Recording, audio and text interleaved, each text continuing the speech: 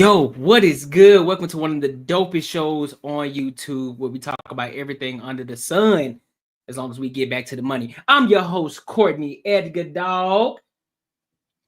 And listen, I got to ask y'all a question right out the gate. Is there too much power? Is there too much money to have to where you can cover up all your demons?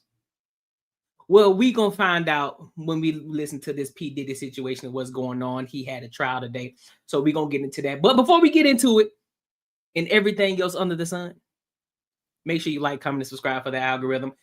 Hey, and if you want to support the channel, link is in the description as well as scrolling across the page. So before we get into it, man, before we get to the P. Diddy situation, I promise you we're gonna get there. I want to spend 10 minutes on this situation here with Jason Tatum, bro. In the Boston Celtics. Tragic. Now we don't know the full story is if he's out for the rest of the season or if he's out just for a couple of games, whatever the case may be. But this could be tragic for the Boston Celtics in this playoff game versus the Knicks. So let's look at what actually happened, and I give my thoughts and opinions on that. All right, let's get to it.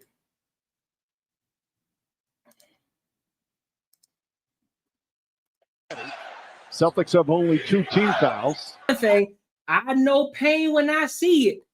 I know pain when I see it. That pain is different. And it's the ankle too.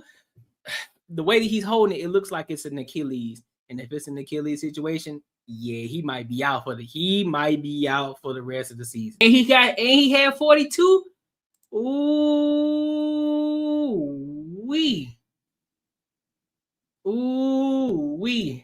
What you mean, bro? What you mean?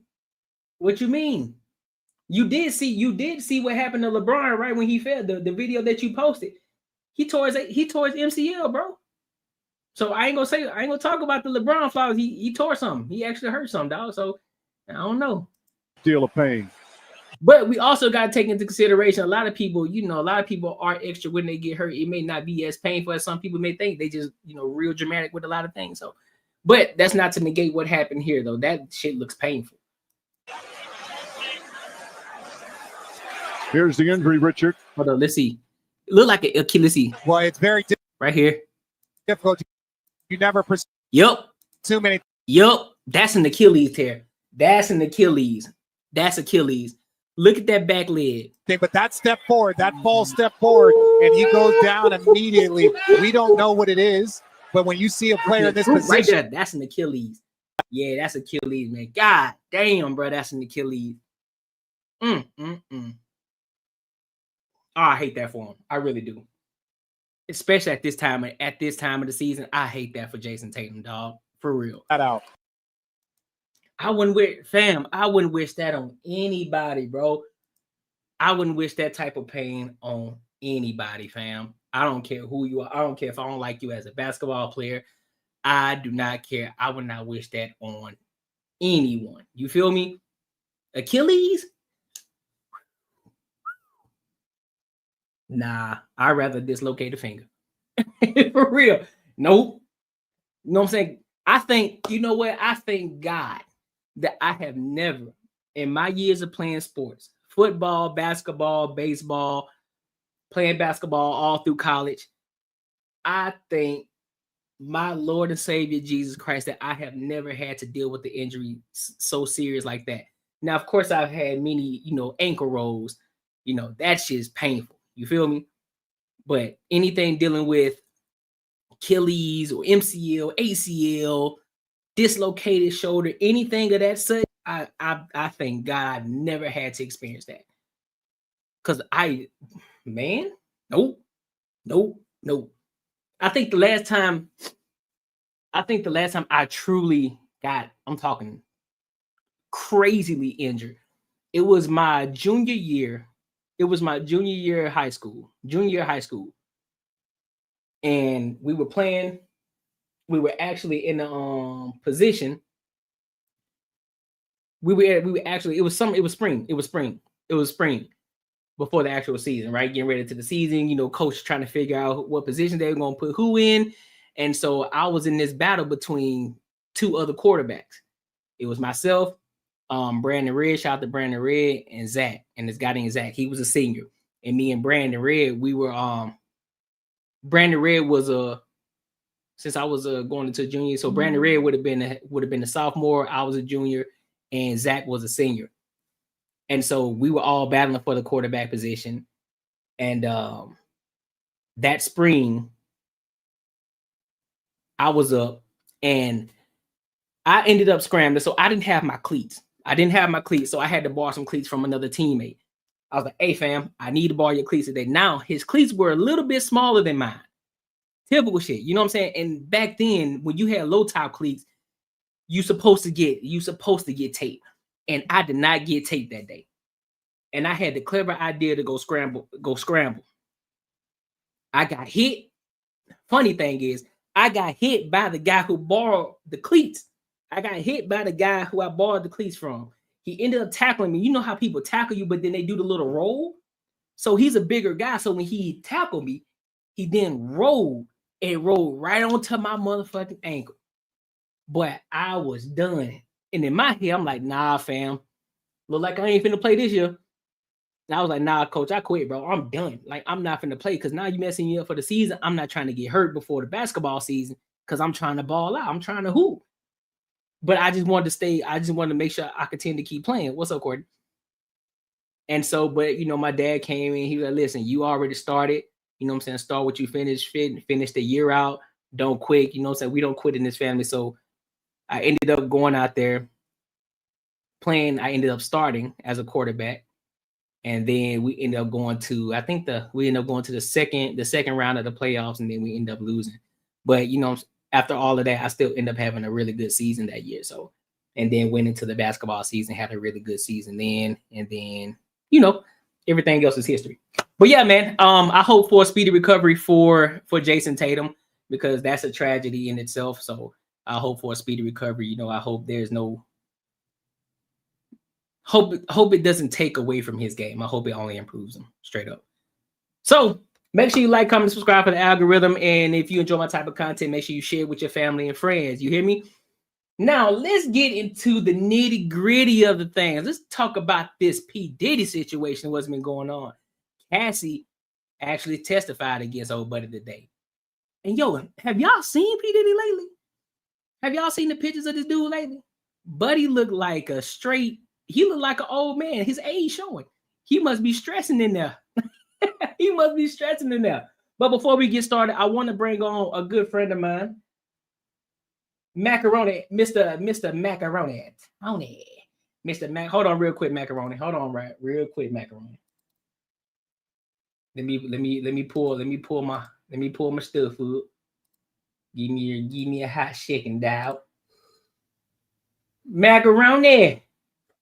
We need thing, macaroni, Tony. You talking about Macaroni? What it is? What up, King Von? What up with it, big dog? I sound good. Oh yeah, you solid. You solid in this thing, my boy. Oh yeah, I had to upgrade a little bit, y'all. Tight shit. You talking about, boy? Yeah, bro. So look, we about to get into this P. Diddy situation. So I'm gonna let it play through a little bit, and then I might pause in between. We see, if there's a quick little pause where we need to talk about something, but we're gonna let it kind of play through a little bit, and then we'll give our thoughts. All right.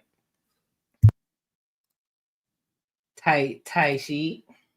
All right, let's get it. So let's get into it.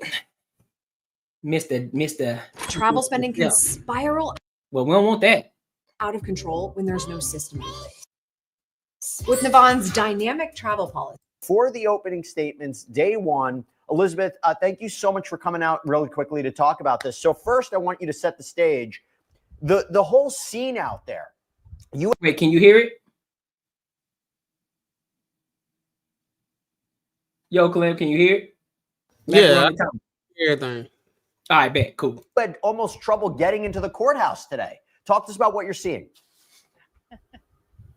Oh, yeah, I crashed out a little bit this morning, Jesse, thinking I was not about to get inside that courtroom just because of just how crazy it is. I mean, you can just see the lines just going all the way back with media. It's going all the way back just with the public, just so some people can either, one, watch the trial, get a glimpse of Diddy's family members coming in and outside of the courtroom, and even as well as see as his attorneys, whose members include Brian Steele, Mark Agnifilo, Mark Garagos playing in kind of that defensive advisory type of role. So it's crazy out here, especially, you know, it's Diddy, it's high profile celebrities, it's salacious allegations. Then on top of that, he's facing a lot of time behind bars. So you can understand why so many people of the public wanted to be here and wanted to get here super early so that way they could attend. I even heard somebody was standing in line and was auctioning off how much that they would give to somebody else in line for up to $500, $600. So that's just a lot of people here. Now, as far as who was inside the courtroom today, still is a lot of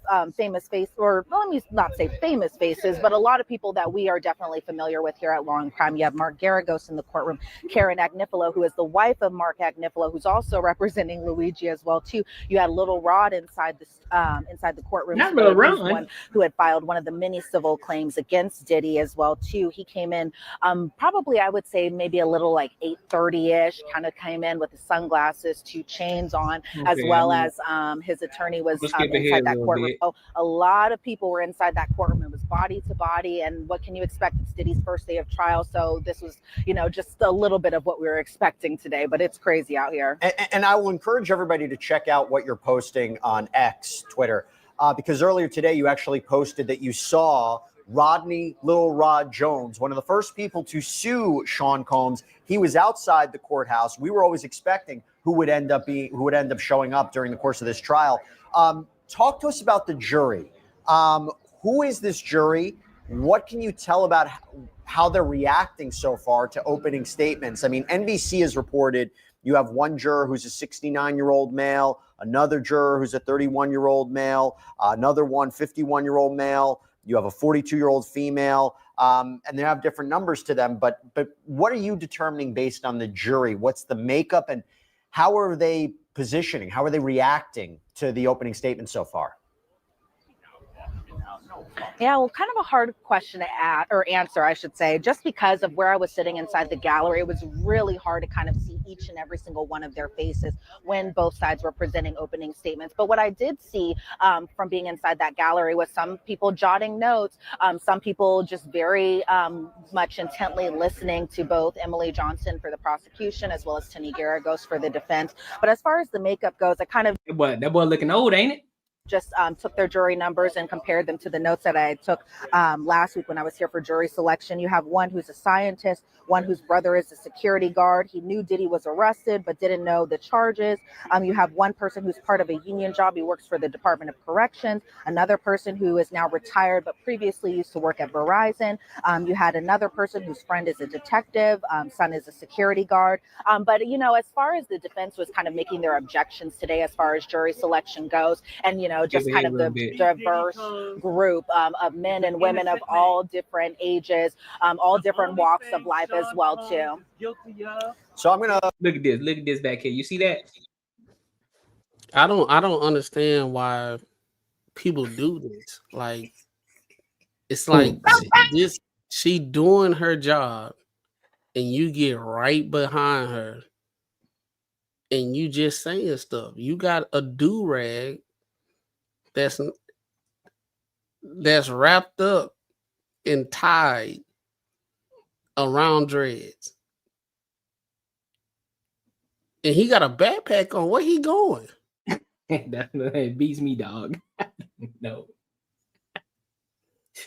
With a long sleeve shirt. It's hot outside. He doubled up though, bro. Courtney, he doubled up. He got a long sleeve and is rolled up, and he got a t-shirt on top of it with a backpack on, and that bit little heavy. He wearing that whole like he a first grader. You know, you see what I'm saying? And then you stopped it at the perfect time, bro. She trying to like compose herself because she know the ignorance that's behind her. Now, I'm pretty sure she'll be surprised like what she see when she turn around. But she like, oh my God, I was almost through this. And then somebody came and he just shouting random stuff. I'm talking about and going in like everybody paying him any mind. Ain't nobody paying him no mind. I don't know, bro. It's always I'm talking about. You can see the distress in her face, and he tripling down on what he's saying. Don't know what he's saying, but whatever it is he's saying, he doubling, tripling down on it. He said it about 3 times. Diddy. That's how he said Diddy 3 times, bro. Oh my God. We hear some commentary. Hold on. You saw that last part? He went all the way down. No, they was like, all right, we know where this going. Let's go and shut it down. Hold up. Of men and women of all different ages, all different walks of life as well too. So I'm gonna. We hear some commentary in the background. He said he's an innocent man. The only thing he guilty of, they had to shut it down, man. He said, "Man, look, we gonna move on to the next topic." He said, "We gonna move on. Let's go ahead and get off the camera because until he moved, because he wanna laugh." Right there. Obviously, I think there's going to be a lot of commentary when it comes. Yeah, he wanted to laugh. He definitely wanted to laugh To this case. But Elizabeth, we counted up right now. I believe we, as we're looking into this, we're counting up how many men there are. I believe there's 8 men, 4 women on this jury, all different ages. None of them younger than 30 years old. Take that for what it is. A little bit of older individuals as well. But I think it's really interesting when you talk about what we saw today with. They got the bouncers about. They got them out. They got them up out of there, dog. They got him up out of there. They got him up out of there. As soon as the next scene happened, they were like, "Get him out of here, Cass." That's why they had to take the screen off. They're like, "Nah, we gotta go ahead and use some force to get him up out of here, bro, because he's doing too much." That's exactly what happened with opening statements, right?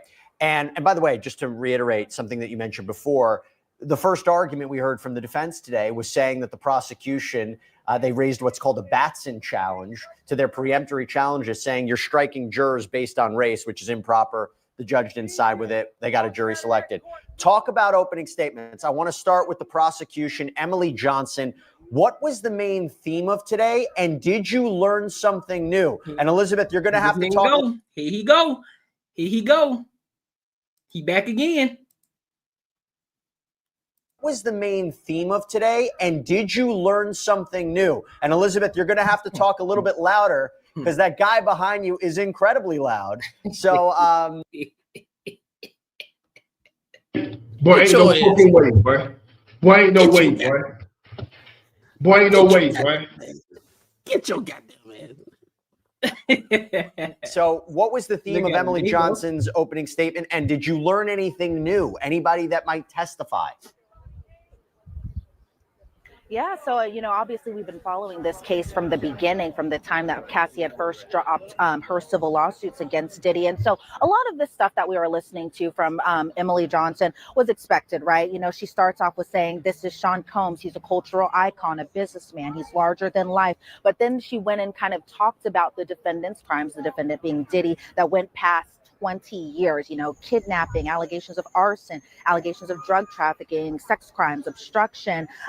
They were talking about one specific night where the defendant was on the hunt for girlfriend Cassie. So I was pretty surprised there that they just went out of the gates and already had just named her. I was assuming when she were going to be taking the stand, that's when the jurors would know her name. And that's when she would be introduced as, alleged victim number 1. But the government came out and just automatically just named her. They talked about the incident where Diddy found out Cassie was seeing another man and that Diddy took his gun and his bodyguard, and Diddy threatened to allegedly kill this man that Cassie was with. Emily Johnson talked about how he had beat Cassie so brutally that he also had to take control of her. He kept videos of Cassie sleeping with escorts and threatened to use them against her. These are the types of things we had already known and were already kind of painted out inside those indictments that the government had had written up and that type of sort.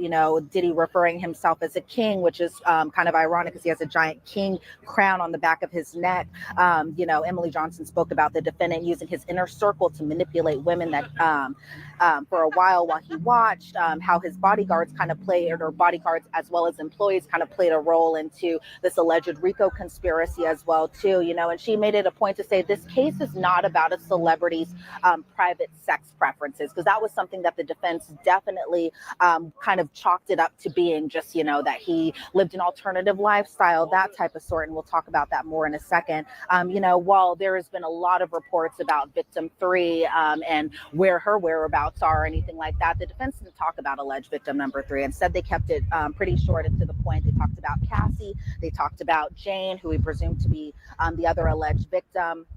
In this case, the government was talking about, the freak-offs being also named Wild King Night, something that we had also known about, as well as even just simply as, hotel nights as well, too.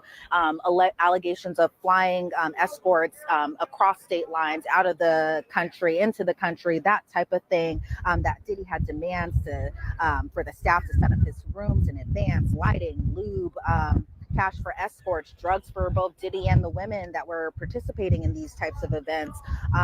Women had to dress in lingerie, had to wear white nails, tall heels, something that Cassie had pointed out. Goddamn, but they going crazy, what? Damn, Diddy, but them party was going wild, ain't it? That was later settled, talking about the drug use. Then they went into kind of, the allegations specifically geared towards Cassie and just how, the defendant had met Cassie. They had a 17-year age difference. Cassie was initially given a 10-album deal, and obviously that never happened as far as putting out a whole bunch of different albums and that type of sort. And so these were types of things that we had already known about. I think some of the more interesting points also go to Jane, as far as the other alleged victim. She was a single mom. She met Diddy around 2020 when Diddy was single, when Jane was single, but Diddy was seeing other people. Diddy introduced Jane to the freak-offs, and she had tried one just to kind of make him happy, and then just kind of kept going into this repetitive cycle of doing these freak-offs, wild hotel nights, that type of sort, just to kind of appease him. That Jane didn't want to do these freak-offs, and that she had tried at even one point to hire men on her own that worked in the porn industry so she could pick the men. Diddy made her these escorts not wear condoms when they allegedly participated in these types of activities. So these were just kind of the big things that were pointed out as far as the government. And Jesse, do you want me to go into the defense? Because the defense was pretty interesting as well too. Hold up, bro. What you think about this so far? Dog, I commend her for she doing real journalism. Yeah. Because she doing both sides, and she not being like she doing journalism. Mm-hmm. Because she was like, yeah, she was picking who she wanted to do with the freak offs and all that type of stuff. So so it's kind of like shedding a different light. Even though, yeah, Diddy allegedly everybody knew that he was on some freaky shit. You know what I'm saying? Yeah, fact. But at the same time, you can't condemn this man on some freaky shit. That's what he do. And what she's pretty much saying is she was a part of it, and she was trying to select who she wanted to kick it with.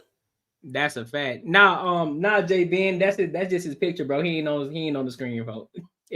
I ain't got no, hey, bro, Jay Ben, bro, I ain't got no setup right now, bro, but I got a microphone one step at a time, my boy. Yeah, but I agree. Yeah, I definitely. You see when they start interrupting her at the end because she was doing real journalism. Mm-hmm. They want to paint a narrative like everybody who he came in, everybody else with the freak offs, that he was the one that was making them do it. Nah, she was like, no, it's reports that they were selecting who they wanted to do the freaks off with. And not only that, they also she said just to appease him, they would do it. So at no point does it say that he kept them against their will. He's like, hey, just to appease them, they did it, even though they may not have liked like to do it, but then it got to a point where they wanted to pick their own people. Exactly. So, yeah. That paints a different picture until we get more information, you know. Yep. So it's just one of those things. We got to stand still until we get more information, you know, and then we can actually have the conversation with the facts that's being presented. But we already know how it's gonna go. It doesn't matter what facts come out, you know. Everybody gonna say, "Oh yeah, we against Diddy," just like R. Kelly and all that type of stuff, and this, that, and the third. And we ain't saying ain't nobody no saint, because there's some people that's not in jail that's saying all the stuff that they saying. Y'all doing some wild stuff too. Y'all doing some way wild stuff. That's you know what I'm saying? Y'all doing some wild stuff. Y'all like these people that was kicking it with Diddy. They was kicking it at the Diddy party. Mm-hmm. They was kicking it at the Diddy party. Keyword, kicking it. Yep.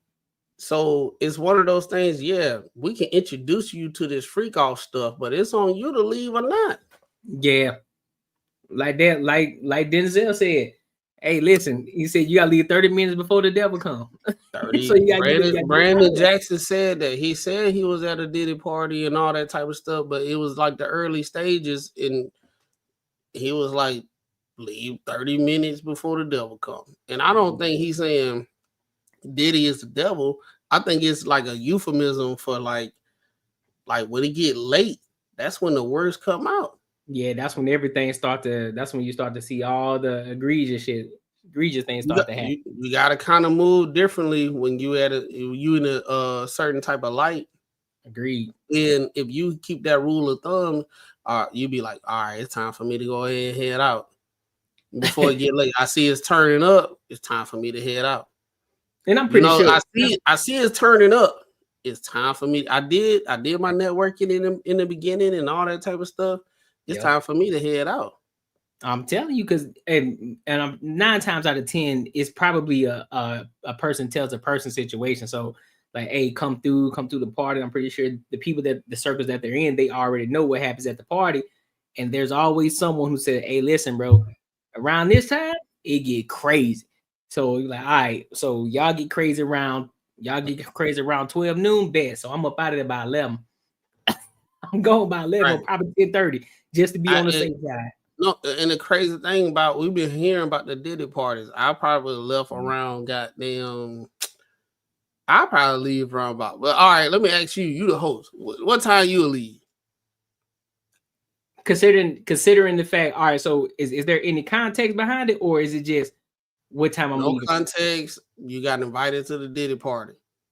All right, so you already heard about the Diddy party, it go in and all that stuff, but at the same time, you heard some other things. So you say, hey, I'm gonna play it safe. What time would you leave? To be honest with you, big dog, I'm probably dipping about 10:30. That late? Hey, look, the devil. Listen, bro, we already know the devil come around midnight.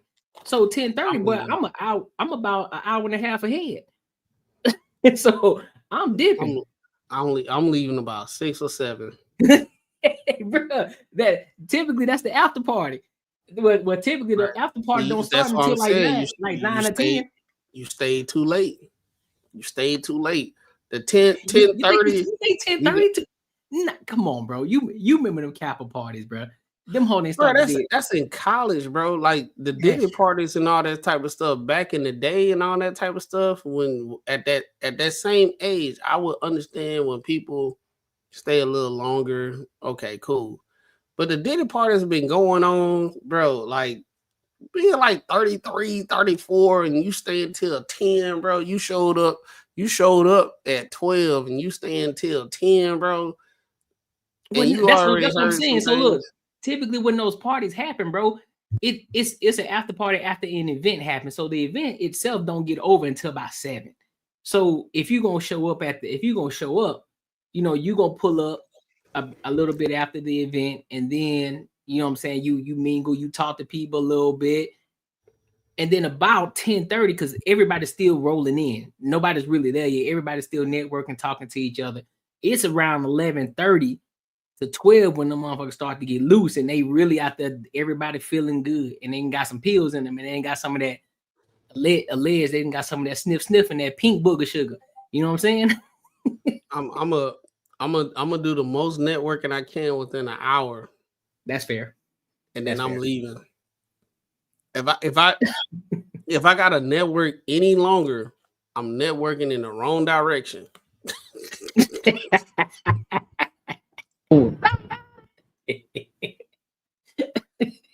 Hey, that's how you gonna be sad until you been a little bit too late. You be like, hey, hold on, where everybody go? That's what I'm saying. Like that networking shit over with. Nah, that's fair though. That's fair though. I feel that. I feel that. The genuine networking stuff is over with.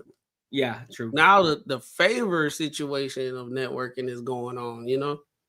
And that's what I'm saying within this situation. Hold up, bro. Hold up. Just Nick said shit. I might gotta just stay just to see what's going on and then do it.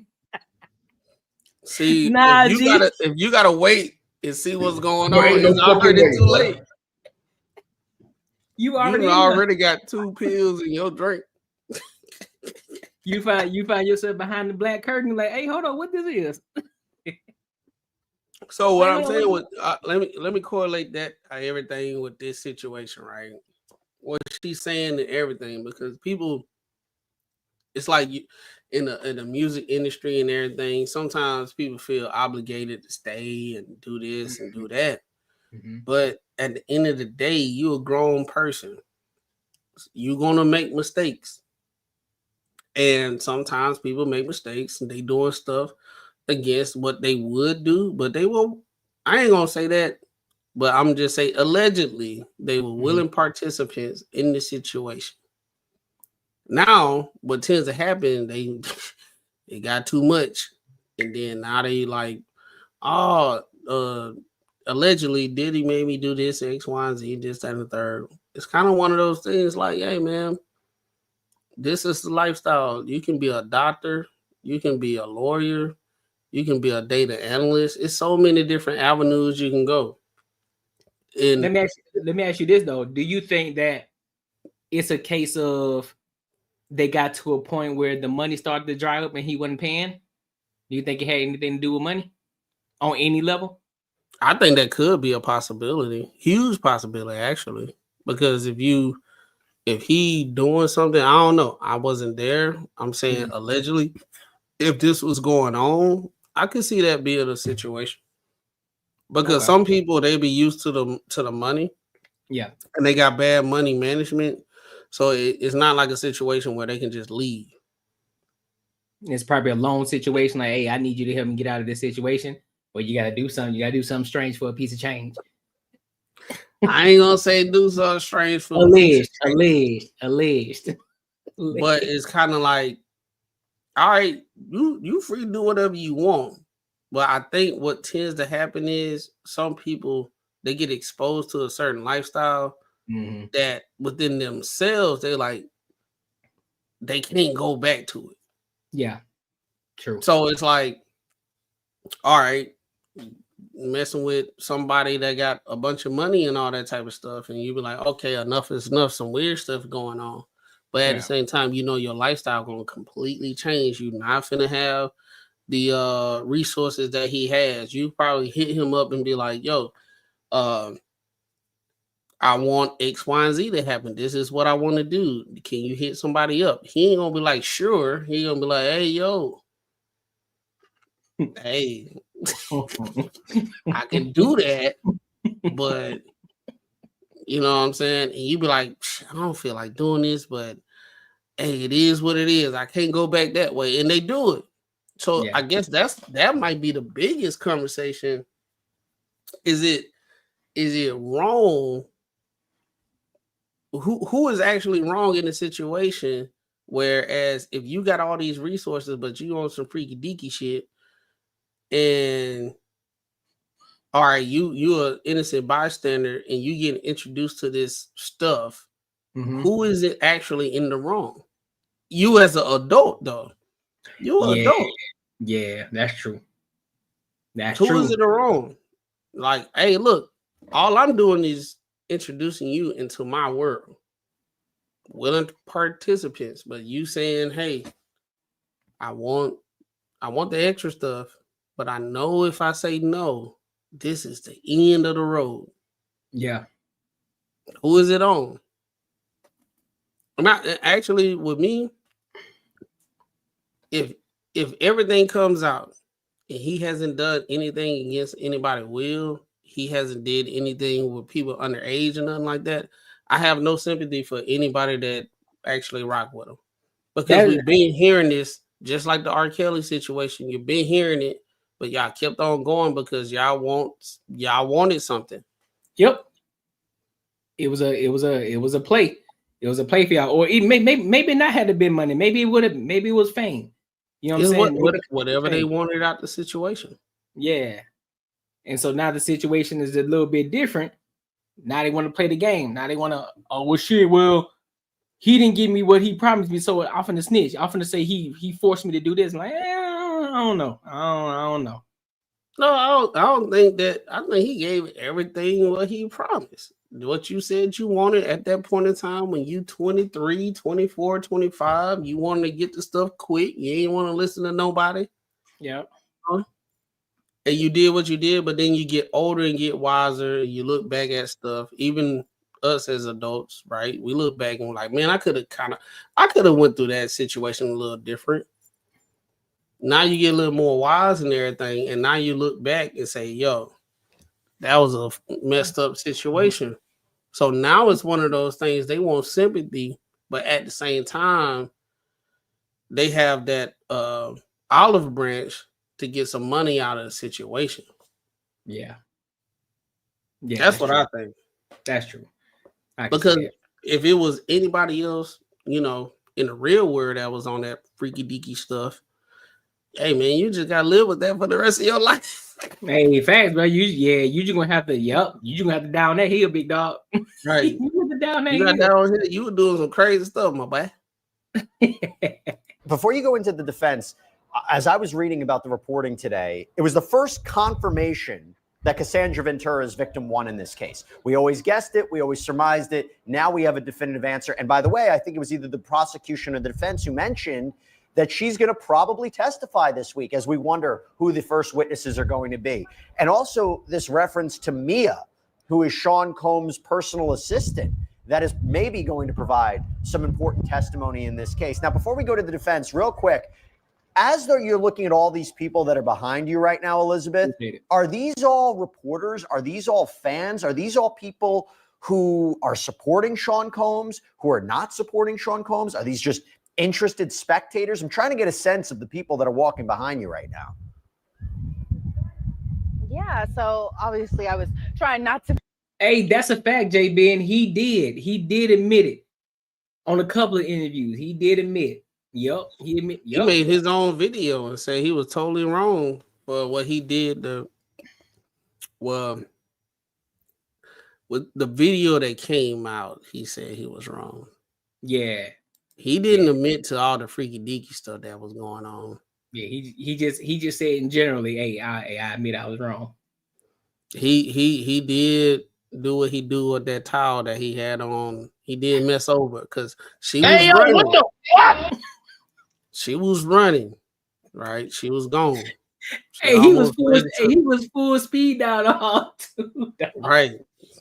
Right. So he did do what he do. We don't know what happened before. Yeah. But hey, everything looked bad. Like she was running. She wasn't trying to hit him or nothing like that. She was gone. And he dog walked her. You see, JBN said the only reason Cassie came forward is because he damn near dared anyone to test his gangster. She said, okay, bet. Yeah, for real. That's exactly what happened. I think, and this is my personal opinion, I could be wrong. I think what happened is they got into an argument. Yeah, he dog walked her. Yeah, I think they got into an argument beforehand, and she was like, fuck this, I'm finna dip while he was finna get in the shower. And she tried to get as much as she could and get up out of there, but Diddy said, So that's what I think happened. Yeah, it definitely did. That Breakfast Club, yeah, it sealed his fate 1000%. Definitely did. But here's the thing, though. I'm not hanging around no man that called me daddy. I'm not. If any man called me daddy, it's like, yeah, daddy. Listen, how come you don't come party with me, daddy? I'm like, hey, nah, G. I don't play them type of games. You can get up out of here. You can get out of my face with that. You can get out my face. You hear me? Talking about some damn, yo, daddy, you don't come kick it with me no more, daddy. You used to have fun, daddy. Like, Hey, yo, what the fuck? that's exactly how I be. Like, you tripping. Pay attention so much because it's really so many people, but it's really just kind of a common mix. It's a lot of people who are here with the media. You know, Hey, I'm gonna have to producers. You have come in and producers, I'm you gonna know, have to leave and come back. I bet. Do you think, bro? pretty much every outlet across the country is here right now inside that courtroom. I would say there's too many supporters beyond that one guy just kind of yelling, and he had been kind of saying some pretty vile things to us as reporters. Y'all tell me, do y'all think Diddy gonna get off? You think he gonna get time served plus parole? Or y'all think he gone? Y'all think he gone? What y'all think? Y'all let me know in the comments. What y'all think? Not to pay attention to him as much as possible. As far as the family goes, you know, right before we did this hit, we saw the family kind of get into a Sprinter van and kind of drive. Yeah, tatted by TJ. Yeah. I agree. Money does talk. It does talk. Off maybe to get something to eat. Talk to the right press because like this. It talks to the right people.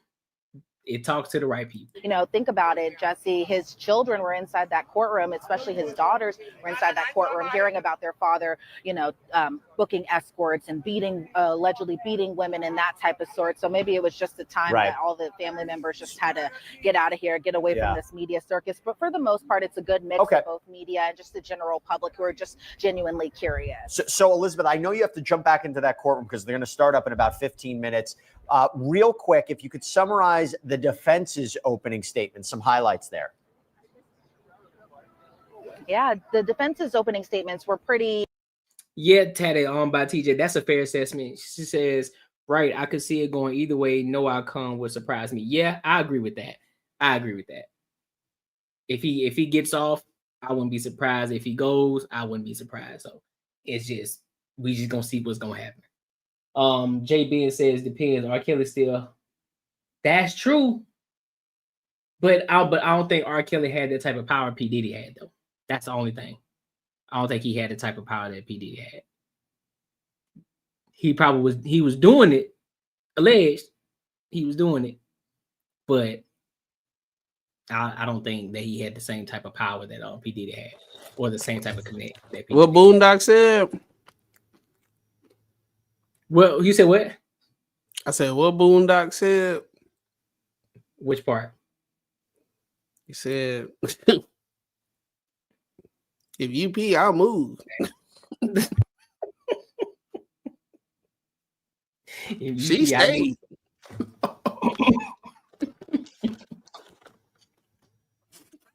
Hey, that's true though. Like she decided to stay right there. And listen, she was in my way.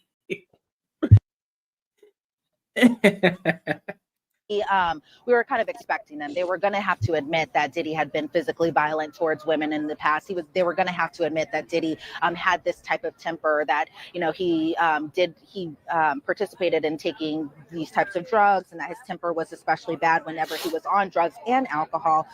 You know, there was a point in the openings where Diddy stood up when Ceeedgar Garagos was introducing him to the jury. For the most part, even throughout opening statements, he kind of sat there calmly.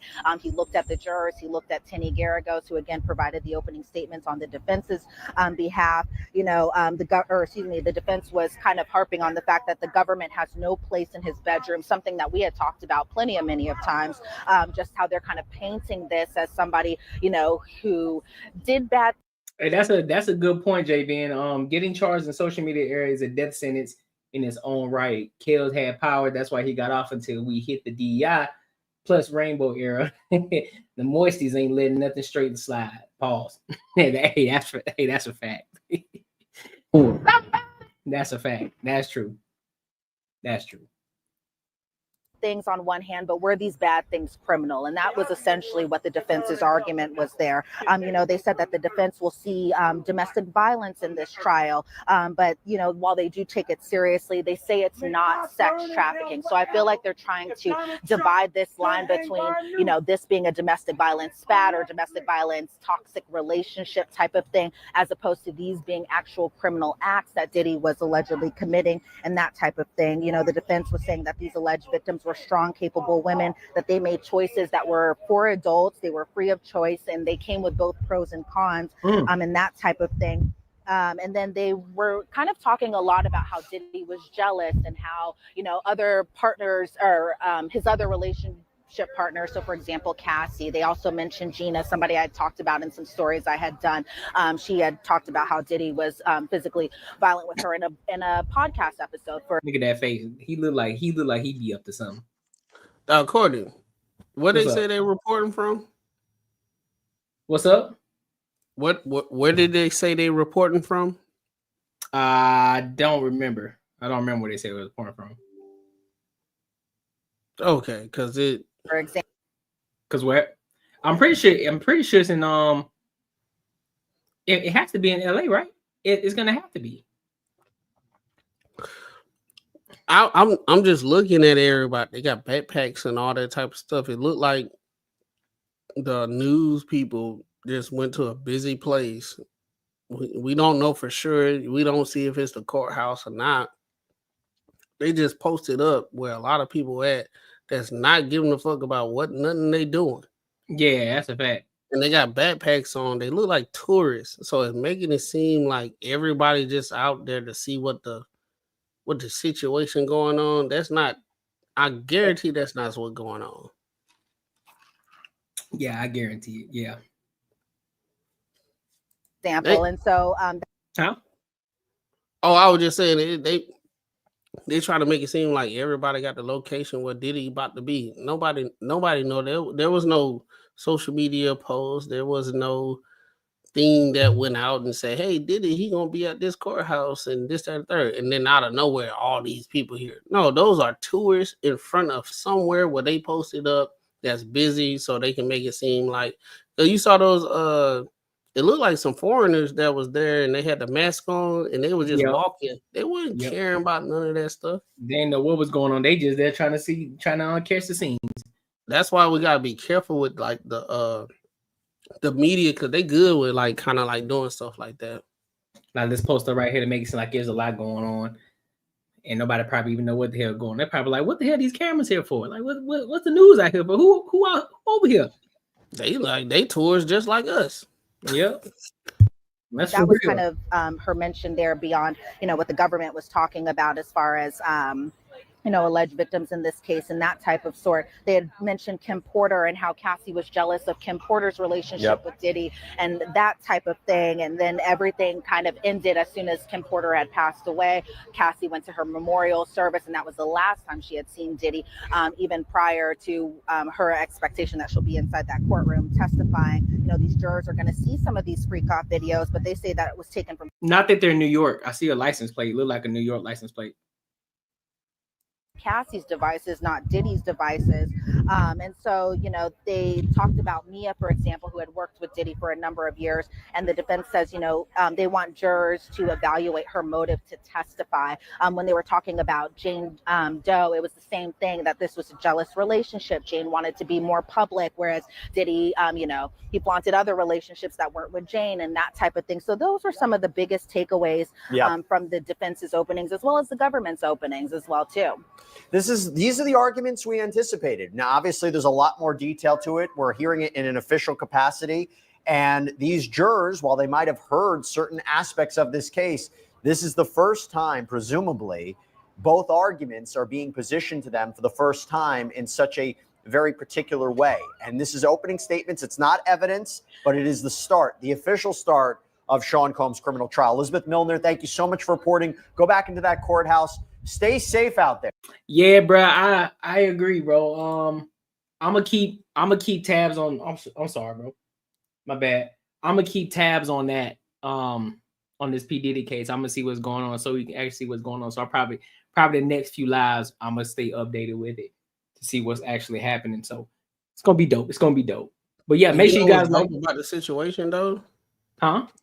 I say you want to know what's dope about the situation. She actually is. Nobody's gonna see that right there. It's gonna be totally different. Everybody, all the other news outlets, they're gonna just say a whole bunch of stuff that make him look bad. But the information that she actually gave out, it's like one of those things where if that was the norm, it'll leave people up to be like, okay, we just gotta sit back and see what happens. Yeah, that's true. That's true. No, that's a fact. That is a fact, my boy. So look, I want to go to this next topic, bro, and it's kind of a pivot. This is I don't know if everybody has seen it or not, but Candace Owens was on the Jason Lee podcast, and they were having this conversation. And to me, I'm gonna show two versions. I'm gonna show two clips. I'm gonna show a clip of. I just get into it, but it's gonna be two clips of it. So y'all just sit back and listen to it, and then we'll give our thoughts after that. All right. Let's go into it. Yeah, I'm gonna go in this one right here, big dog. Here we go. So this is the first part. But I could understand if we were talking about Bruce Jenner or Caitlyn. That I understand applies only. And here's what I will only agree. It's just like just bring yourself to me, and the king will tell you whether or not you're allowed to be. No, because I feel like Caitlyn transitioned at some point. Caitlyn was Bruce, and then now Caitlyn's Caitlyn. But then sometimes if you catch her on the right day, it you know what I mean? It's confusing. So I understand. Caitlyn's a man. Caitlyn is Caitlyn. Caitlyn is a man, a biological Caitlyn is male. a murderer. What? Actually, Bruce murdered somebody. What? Anyway. No, that's it. That's crazy. Now we're wiping your record. You just live as a whole different person. No, Bruce killed somebody on the PCH, and then when Caitlyn, Bruce transitioned to Caitlyn had a clean record because Caitlyn was not in the car. Bruce was. But look, I know I'm confused you. Let's go back to the trans animal thing. Is that really a thing? The tea is piping hot. Hey, you're a man. But I can understand what? Woman is not a costume. Okay. It's not a costume. It's just not. First of all, some of you don't even do it well. I mean, I know a lot of women that don't have lips, that don't have ass, that can't have kids, that and some that do have uteruses that probably shouldn't. But that's not because of my opinion as a man. It's my opinion because as that's not what makes a woman. That's the whole point. And it's so what makes a woman? You think that you have to have lips and boobs to be a woman? No, but what makes a woman a woman? Well, we could start at the very beginning. We could talk about why can the doctor tell you? Why do I know that I have a male in my stomach right now? Why are they able to do that? Mm-hmm. Right? We're talking. We can go back to X and Y. Can't have kids, though. There's a lot of women that aren't able to have children. I'm just saying, why are they even able to give you a gender test to tell you what are they looking for? We are different chromosomally. We're literally different biologically. We are two different species. So do you believe? And so it's not a behavior. It's like this person. And even if somebody you say, okay, so women can't have children, that means something has gone wrong. In a perfect world, every woman has a womb and therefore can have a child. Things can go wrong, of course. But it doesn't change the rules. It doesn't mean like suddenly, well, that means a man can be a woman. That's crazy. Listen, the trans argument is a easy argument to have because there's so much around the trans movement. I mean, like I know the comments and I know a lot of people are going to agree with it. There's a lot of dog. What? Boy, ain't no fucking way, boy. I'm gonna tell you what it is, dog. I'm gonna tell you what it is. The pendulum has swung so much on the other side that people got comfortable and they saying the stuff out loud. That's what it is. That's how they feel about you. Your friends. I ain't gonna say all people of that community feel like that, right? I'm not gonna say that. Right. But as he is expressing what he's saying, just because he's defending a point, he's getting emotional to the point that he don't even realize what he's saying. You pretty much just sat up there and told women, like a woman that didn't choose to have a situation within themselves that they can't have a kid. He told them, you can't be a woman, right? A woman that ain't got no big behind, you don't know how to do that right. You don't know how to be a woman right. Right. A woman that don't have breasts, you don't know how to be a woman right, but at the same time, if you got enough money to switch your stuff, you can be a woman. That's disrespectful, bro. And I think what it was is, I think Candace Owens is very, very good at articulating herself, and she's very cognizant of like what she's saying. I think sometimes people, when they be trying to like debate somebody else, they can't keep up with their own logic. Yeah. And she's like on point. And he wasn't keeping up with his logic, and he said it. And that's one of those things where us as heterosexual men, we be saying what we be saying, but they be telling us we misogynistic. Yeah. I have not seen not one woman come up here. They said what he said was wrong, but they never used the verbiage misogynistic. That's the next topic, actually. Now, go ahead, bro. No, I'm just saying they said what he said was disrespectful. And everything that I just said, but I have not seen not one woman use the word misogynistic. Yeah. But if a man come up here, most men don't even say the stuff that he just said. Yeah. You have never heard a man say, most of y'all don't know how to be a woman right. We just disagree with some of the way that women do things. You have never heard no woman, a man say, "Oh, y'all ain't even doing that right. Y'all ain't being no women. This, that, and the third, and blah blah blah." He said that in her face, and she got kids.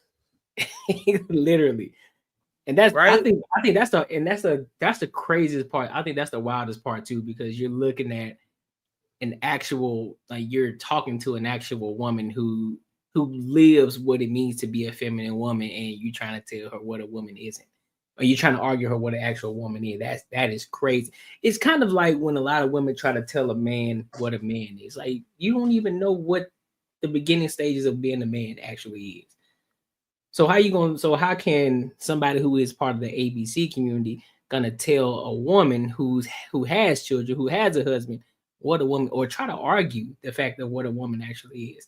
I don't understand that. I think what it is, because they've been given so much grace on their viewpoints that ain't nobody gonna say nothing. Even right now, he's not finna get canceled. Yeah, he gonna continue to have his show, and only thing he has to do is pivot and just get some people that don't like men to get on his show so they can talk about men and their incompetencies, and he'll be all right. Yep. That's all it is. Even though he just straight up told women that you bad at being a woman. All he got to do is pivot and say, damn, I messed up. So now I got to just talk about black men and their incompetencies and talk about the worst of the black men and just leave it at that. And then he'll be okay. Because you know why? Derrick Jackson did the same thing. He still got over 1 million followers. Yep. Even though he described exactly to the T of what he was doing. Mm-hmm. You got women say, yo, I'ma still rock with him. Even my man, I'ma still rock with him. Just like these pastors in these churches, you my man, I'ma still rock with him. Because it's not about the situation as my man, as far as like I'm just being facetious, but you listening and getting counsel from somebody that does not have your best interest for your happiness for the rest of your life. You can't sit here and tell me a man that dates men has your best interest for you to be happy, even though you are a heterosexual woman. You cannot tell me that. And then he sit here and say, y'all can't be some when he say some, he wanted to say a lot. Mm-hmm. Mm-hmm. A lot of y'all are not even good being women. Okay, cool. All right. That should be the bread and the pudding. That should be the fork in the steak, right? Right. It ain't gonna happen like that. It's not gonna happen like that. They're gonna be like, oh, he messed up, but as long as he started talking down on, on men, everything gonna be all right. Yep. That's a fact, bro. Nah, you hit the nail on the head on that one. That you hit the nail on the head, and that's wild though. When yeah. I heard when he said that, I ain't gonna lie. I was listening to that at work, and I sat back like, you know, you remember when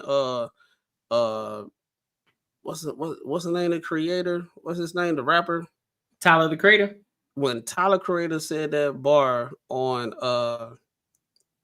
Funk Flex thing, and he went back with his hands up, like I didn't even know he won't say that. That was me at work when he said some of y'all don't even know how to be woman. I said, oh, hey, bro. I said, oh. Bro, what he said? He said me and Flex looking for some dude with some high bust. I was like, yeah, yo, what? Exactly. That boy. Flex said, hey, what? I ain't got nothing to do with that. And he was serious. I think Tyler Creator, you know, he be trolling too, but I think he was dead ass though. He was dead ass serious. Maybe, he had to be. Maybe allegedly. I'm sorry. Allegedly. You know what I'm saying? So like when he said that 2'8", not bro, a black woman. Yeah. I said, yo, hold up. A man telling that to a woman. I was like, hey, yo. Yeah. Yeah. Oh, JB, he said that's when it's time to leave. Hey, for real. Hey, that's where you gotta go, dog.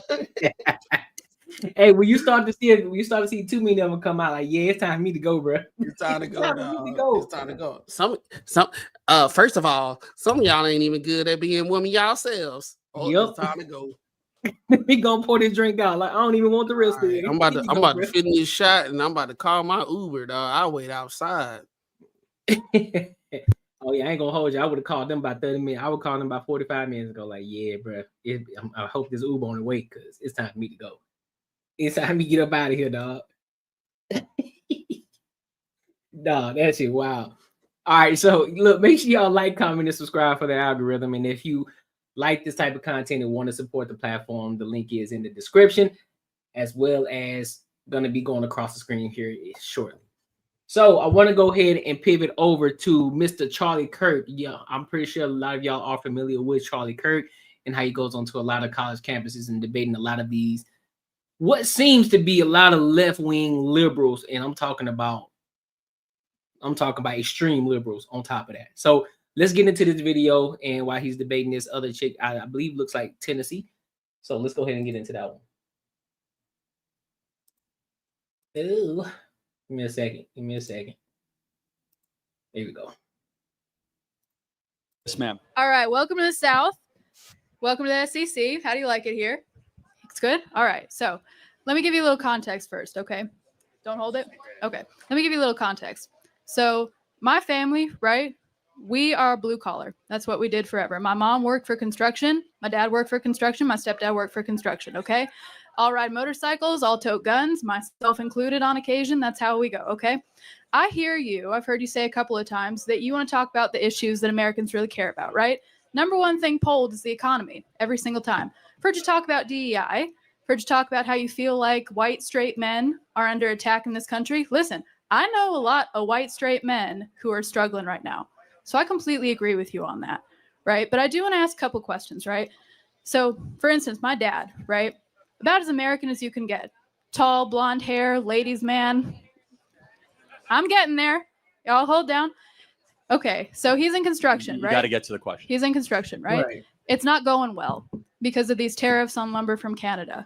It's not going well. What would you say to him? This guy, he served his country as a veteran. He served his country to do Katrina relief support. He's been in construction for 20 years. He's really struggling right now to make ends meet and to build houses like he needs to. And it's affecting our family. And I know a lot of people like him. What would you say to a person like him? Well, first of all, let me go back to something you said. DEI absolutely affects the economy because it makes our companies less competitive and our best people are not able to get jobs in corporations. Number two, the economy is going to get better. Give President Trump some time. All of a sudden, we're seeing inflation go down. The Fed is signaling they might cut rates. He's deregulating the economy. We're seeing a huge tax cut come, and we're going to see a massive housing boost in this country come. Okay, but and last thing, the first time Trump was president, people like your dad did way better than they did under Joe Biden. And so he'll do it again. I'm going to stop you right there because I got one more question, okay? So first of all, I hope that people who did well under Trump's first term did amazing. He was not one of those people. I'll also say that, so I worked... Hold on. JB said as soon as the liquor got him talking a little slicker, find the dough. Hey, for real. For homeless shelters on the side, right? See, a lot of people who are homeless, we've got a major issue with homelessness in this country. The solution does seem to build more homes. Now, not every homeless person's condition is not the the same. solution to homelessness. Not every You're homeless wrong. person's More condition homes is the does same. not solve homelessness. You're wrong. More affordable housing does. No. It doesn't solve all of it, but No, it does help you're totally people who wrong. need help. No, it doesn't. It's telling them you can't go defecate on the side of the street, clean up, get out of here. I'm going to put you in a prison cell. hold on now. You They're- think that they're homeless by choice. No, you need to They understand this. You need to understand this right now. There's Not Section 8 every housing single for every homeless single one of them. people. It's because they either have deep-seated mental issues and they should be in an asylum, or number 2, they have drug issues, or number 3, they're there by choice. So It is not a lack of homes why we have all the people homelessness. that I know who do work, who are homeless, who are working out of their car, who are working for double the minimum wage and still cannot afford their homes because of debts from the 2008 crisis. All of those good people, you think that they are all mentally ill and not deserving of having homes? So did they apply for Section 8 housing? Absolutely, they didn't. Not enough. There's an abundance of Section 8 housing. All right, what's up? She said 2008 crisis. Yeah, 2008 crisis. That's Obama. Exactly. Exactly. So we all the way here. At her age, she in college right now. In 2008, man, she probably was like, what, like 10? Bro, she wasn't even. I don't even think she. What? How old is she? Well, see, we in 2025 now, so she probably was around. Based off of how she looks, I'm guessing sophomore, freshman. I'm She guessing may be a sophomore. sophomore. I say let's give her grace and give a sophomore. She probably was about. She probably was about 1. Damn. Man, hold on. Let me do the math because I don't want to be saying random. Yeah, do shit. the math. 1 is kind of crazy, dog. Yeah, Maybe we just getting old. Yeah, I'm we kind be of like, it can't be that far. It can't be. Somebody that do far. the math. Somebody do the math for me. What's that? 2025. Let's just say what? How old are you? How old are you when you're a sophomore? You probably When like I was a 21, sophomore? 20? I was 20. Yeah, about 20. All right, so she probably about. Let me see. 2025 minus 20. 2008.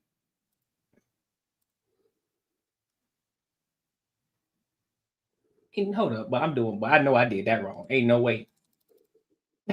Ain't no way. Ain't no way. Man, I got it, dog. Yeah, do it, bro. Cause this shit got me tripping. Somebody do the math for me. I got it. 20. Why equals index plus B? That's what I was doing.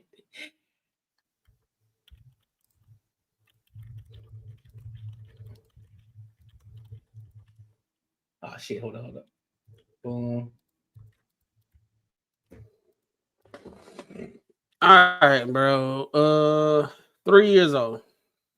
Okay, I know I went back. So she was 3 years. If she's 20 right now,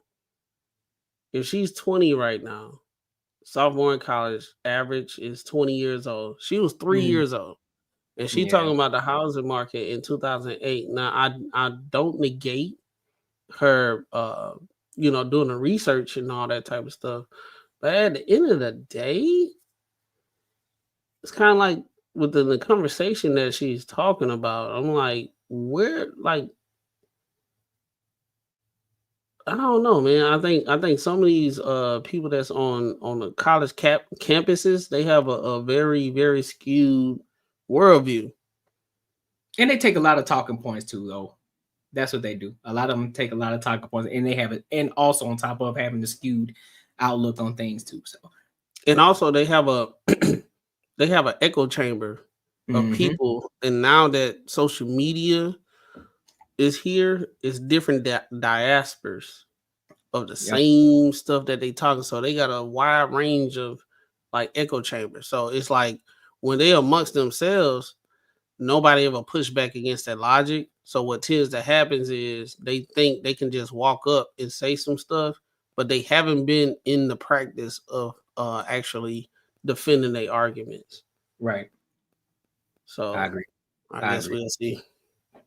Absolutely not in every area. Not here. 100% I reject the premise. Homelessness is a choice in this I country. think that you're unclear about the facts in certain areas. So I let me get will this right. say that some areas someone do working have it. working 2 jobs. No, not 2 jobs. Twice the minimum wage in Tennessee. Tennessee, the minimum wage is $7.50. They make $14 an hour, 40 hold on, hours let me play this out. So they have a family, a family, and their whole family's homeless. not the whole family. So the kids are with the grandparents. I'm going to call they BS can't on this afford. whole thing. Wait a second. So they're earning $14.50 an hour. $14.50 an hour. Or $7.50 is the minimum wage. So $15 an hour, right? Do you know the average rent in the area? Hold on a second. I'm going to get to there. Hold on. $15 an hour, and they're working like what, 7-8 hours a day, right? Yeah, 40 a week. Okay, so like $120 a day, right? So they're getting like $600 a week. That's like $2,400 a month. So they could also get food stamps. They could get Medicaid insurance, and they could also get welfare, having their income level under $60,000 a year, of which that would total them $76,000 a year. You're trying to tell me in the greater Knoxville area, there's not an apartment that they could put themselves and their family for $76,000 a year? You know what? They probably have a drug problem, which is where all that money is going. Because I just call BS on that entire mathematical equation. It doesn't exist. Your bill,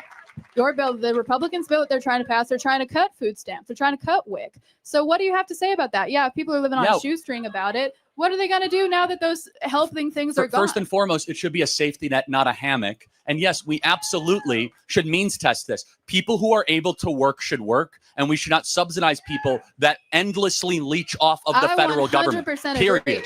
What I'm saying is that there are people who do work and who still cannot afford it. So what do you say to those people who they are working? They're working hard. I just told you. I just called BS on your whole scenario. You can get up to $78,000 a year.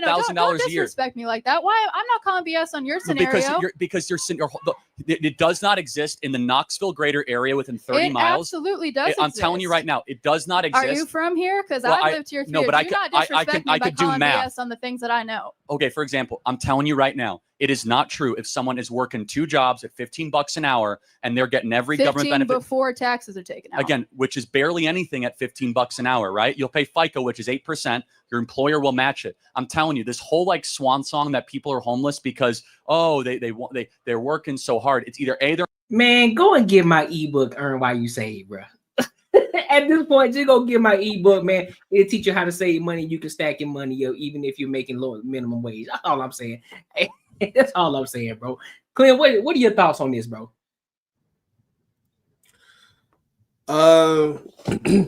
She's not all the way off because the way Charlie Kirk tried to position it is like, yeah, everybody do have the opportunity to do everything that he just said. But like, if you in the real world, like you ain't finna, it's no place that you can go and you get all that at the same time. What you mean? And you just gonna be straight. It takes it takes some time. It takes different whatever means that you have in order to get to that point that I guess phases. I guess that's the word, phases. Now, what Charlie Kirk is saying, yeah, it can happen in phases, right? But I think with her, she was like that with the average, not the average income, but the minimum wage is like $7. But if you look at the data and statistics, nobody makes $7. Everybody is paying way more than $7. Right. The only people that are probably making $7 is a small fraction of restaurants where you got servers and stuff that haven't acclimated to the societal norm. You know what I'm saying? Yeah. So it's just one of those things where a lot of people they throw out that, well, the minimum wage is $7, but at the end of the day, nobody's making $7. Nobody, even the teenager that's working at Chipotle, they not making $7. Yeah. So a lot of people throw out that statistic. It's just stupid. Like it's just stupid, and it's just one of those things that. And look at Buddy in the front. Look at the front row, right by her to the left. Because tonight will be the night that I will fall for you. Do you think he's in class paying attention to anything? Nah, he probably in the back drawing or some shit. Ain't paying no attention. Nah, he ain't even going. So it's one of those things. Charlie Kirk is like he ain't even going. Charlie Kirk is like He's telling now this is white people versus white people. So it's not we can't use races and all that type of stuff and this, that, and the third, right? Right. So basically what he's saying was the possibility of what we have in America. Mhm. She's going with what's told to her that's handicapping her. So she's gonna be in a perpetual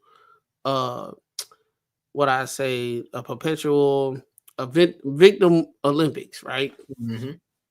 Every time a subject matter happens, she's gonna tell you how we can't do it. You white. But here's the bigger part though that they didn't catch either, or you know what I'm saying, that some people may not catch. They have a family, and if he's struggling, and if the father is struggling, regardless of how it may look to everybody else, he got family where they can live with them for a little bit until they get their money back up and they can move out again. If it's really that bad, right? Because at the end of the day, regardless, black, white, orange, or green, we all know somebody who will be willing to like, hey man, look, hold me down until not even just ask for money, like, hey, I just need a place to stay for a few months until I stack this bread up, and then I'll be out of your hair. I'm pretty sure we can find a family member who would be willing to do that. And so I think that's the place in which Charlie Kirk is coming from. In that, like, there's so many different avenues in which we could take to get out of the situation that we're in, but it's just on us to do it. And a lot of people don't want to do it. They just too busy they just want to be victims, and they want to be, they want to just have a handout versus actually just going to do the work. Let me ask you this, Courtney. What's up? Do you think her dad sat down at the table and told her all the ins and outs of everything? Nope. All right. I already know he didn't. That's my whole thing. She came up with her preconceived notion of what's going on. Yep. Right. She and that's why I be like, with any type of chick that well, I ain't gonna be disrespectful. This is your platform.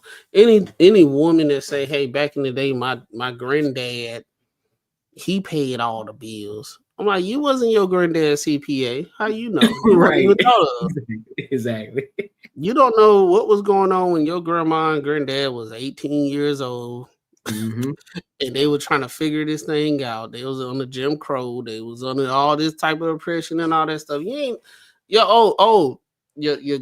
granddad was getting hosed down and getting dog sick on him, but he paid all the bills. They're gonna use the pandemic. The kids that's growing up now, if it's still the same way, they're gonna use the pandemic as a situation where my parents lost their job in the pandemic and they were struggling. Like, man, listen, I ain't trying to hear that, because there's always a universal, not even a universal, I guess you would say, a national crisis.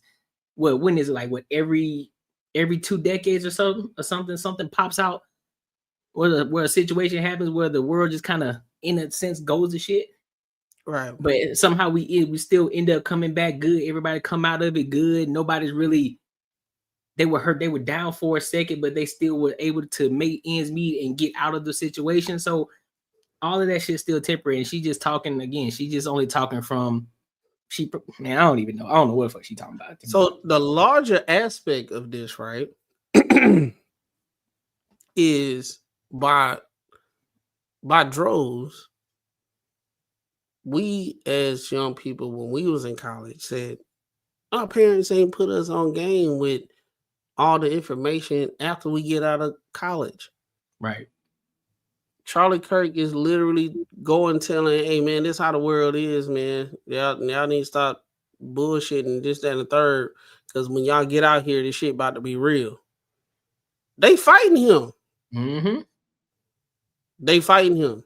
And then they be telling him, hey man, get off the campus because you just saying a bunch of nonsense and a whole bunch of stuff. Now, there's other people that do the same thing, but I think Charlie Kirk is like one of the number one people that actually did this. Yep. It's another guy. He had the situation. He was like, change my mind. Yep. I remember him too. Yep. Mm-hmm. So he was going to college campuses, and it's like, I remember I was in college, and I remember, like, if I had the same mindset I had in college and somebody was telling me all this stuff, I probably would feeling like how they feeling. Yeah, fair. But now I've been in the world as an adult. I'm looking at the situation. You got this man that's been in the world, and you got these young people. They just willy-nilly. They ain't doing what we doing. The hardships. You ain't never been laid off. You ain't Right. never been fired. You ain't never had to, like, I don't know how I'm gonna make rent. I gotta do what I gotta do. I gotta sell some things within my crib and everything. You ain't been evicted. You never been through those hardships that's not talked about. Right. You just got your whole life ahead of you, and everybody telling you that, and they telling you once you get your degree, everything gonna be fine. Yep. So when somebody go on the campus and be like, "Hey man, when you get out here, this is what's going on," they just giving you a bunch of hope information versus somebody that's out here telling you what it is. And that's the reason why this content is being curated, because you can make money from it, because you're talking to young people that don't know what they're talking about. And you know what I'm saying? And then they finna in the next 5 years, they're gonna be like, yeah, well, the dude that came on campus, he was saying some real stuff. I was naive. Yep. You know what I'm saying? They don't know what they think they know what tariffs are, and they think they know how the inner workings and everything of that nature, but they don't even know what position America is in to even proposition the tariffs to affect everybody to get on board. Right. That's a fact. Right. So if I'm America and we got all this stuff and we can go on the airwaves and say, hey man, we ain't dealing with America, because they understand we got this situation where people that's in America not rocking with America, they holding everybody else flag and all that type of stuff. They're like, man, we're gonna try to pressure y'all and this, that, and the third by getting your people to go against you and riot and all that type of stuff. That shit ain't working, because everybody has confined to the tariffs. And now it's like one of those, it's like a bargaining chip. Like, hey man, we hold this much power, this spending power in the world.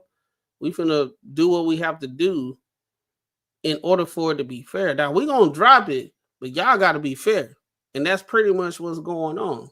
Yeah, you don't want like, yeah, we've been subsidizing y'all this entire time, but then when it comes to the other hand being played, y'all don't want to play fair. Y'all don't want to play fair with us. So like y'all can do business over here in America, but then we can't do business over there. Like, nah, we ain't gonna play that game. Exactly. And then you got Biden that came out. He just did an interview not too long ago, and everybody talking about his health declining. If he was president right now, bro, we will be in trouble. We will be in trouble. We will be in trouble. Like, his wife had to come in and step in. He was on a View. Mm-hmm. It was like, now what are you talking about? So it's like, it's just one of those things. I ain't no Trump type person or whatever. Yeah. But I'm looking at the situation. So yeah, it's just like that's the whole dynamic. It's like you have these people with limited information. Like, we usually taught the OGs to get that further information that people don't tell us on a daily basis. The OGs gonna be like, dog, you need to do this, position yourself right, X, Y, Z. If you can't get that from your parents or your dad or whatever, you was in a single parent household or whatever, the OGs are supposed to be the ones that have been telling you, and they do. Yep. What tends to happen, you got people that's young and say, hey man, this ain't 1962. This ain't 1950. This not the 80s. Man, y'all don't know what the hell y'all talking about. And this, that, and the third. And then when those people get 30, they turn around and say, hey man, ain't nobody taught me nothing. No, they did. You just weren't receptive. You just said it was 90. The mindset was 1960, and y'all had all this hope, all this stuff that y'all were talked about, and all this stuff. And I'm gonna get a doctorate and everything that now I'm gonna be making 500,000. And I can't rock with no dude that ain't about my vision. Now you got a doctorate and you making $67,000, and you ain't even using your degree. Oh God, yep. Nah, And that's ain't nothing wrong with 6 to 7. no, But ain't you nothing got- wrong with it at all. But what you said though, and that's the type of mindset that young woman, that's what she got. She feel as though whatever basket weaving degree that she getting, she gonna be making a lot of money. Mhm. And you can't tell her nothing, and because she in college, you can't educate her. Right. But you got a lot of people out here that been out here and they got that hard life education, and it's just different, and you don't understand it till you get out here. But it's even more so when you got hard life education and you got an education on top of that. So it's like, look, I got both of them. I got the education and I got hard life education. So I know what the fuck I'm talking about. But they don't want to listen to it until it's like you got to plant that. Some children, they well, I ain't gonna say children, some young adults, they are receptive to a certain extent that you can plant the seed. But Yeah. you got some young people, hey, they just got they're gonna be left on the wayside. I think to be fair to Clem, I'm macaroni Tony. My bad, macaroni. I'm trying. I just playing that. But I'm just to be fair though, I think it also comes with the result too, because and I'm using myself as an example. When I would hear OGs tell me certain things, but I don't see them living it, I'm like, man, I don't care nothing you talking about, bro, because you ain't got nothing to show for it. The shit you talking about, you ain't got nothing to show for it. But when I see somebody tell me the exact same thing that the next person said, or that the OG said, but they got something to show for it, I'm a little bit more receptive to it. It's like, okay, I see. I'm hearing it a bit different now. So I think that comes into play too. I think that comes from our generation and back. Yeah. I don't think these new people be thinking like that, bro. They don't That's care. true. That's true. That's true. They don't care, dog. All they worried about what social media is talking about. And if you ain't got X amount of followers, if you ain't talking about your trauma, if you ain't talking about your mental, if you ain't got depression, I can't talk to you, because I feel as though if you ain't got no depression, I can't gravitate to you because you don't understand. Yeah, you ain't a cool kid at this point. Man, if you it ain't about cool kid. But it ain't about it. But that they're making it to a point where it's a cool thing to have at this point. It's like, oh, I got depression, and they have this persona as if it's a cool thing to have. Oh, I got depression. Like, nigga, that ain't nothing cool to keep bragging or keep using as an excuse. Like, I talked to somebody, it was like, everybody's broken. I'm like, everybody's not broken. And he was like, you have been broken in your life, right? I said, yeah, I have. He was like, okay, everybody's broken. I said, no, I'm not broken anymore. I done did the steps to get to where I need to be. I'm not broken anymore. And broken is very subjective. So you can always be right and I can always be right. I'm not broken. So I don't have no past trauma that's interfering with my life and all that type of stuff. So it's one of those things, like just like with the young kids, this is the thing. They'll be like, everybody's broken. Everybody got depression. Everybody need therapy. Everybody does not need therapy. Everybody didn't grow up like you. You just have a coping mechanism that you don't want to feel excluded from regular people. Yep. And you want to make it a norm that everybody need to go to therapy. No, everybody doesn't need therapy. Sometimes some people just need to go hang out with their friends for a weekend, and they good. Yep, they be clear-headed. Some women, they need to go with their friends and go get something to eat and have a good time that weekend.